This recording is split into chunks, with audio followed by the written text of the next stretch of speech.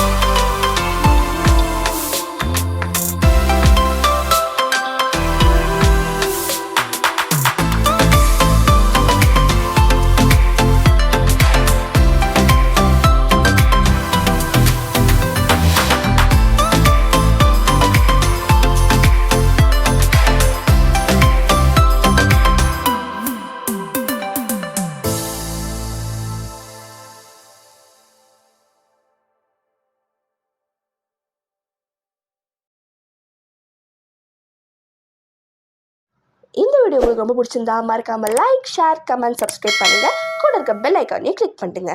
நான் எங்கள் அப்பாக்காக சப்போர்ட் பண்ணுறேன், நீங்கள் எனக்காக சப்போர்ட் பண்ணுங்கள். Bye friends.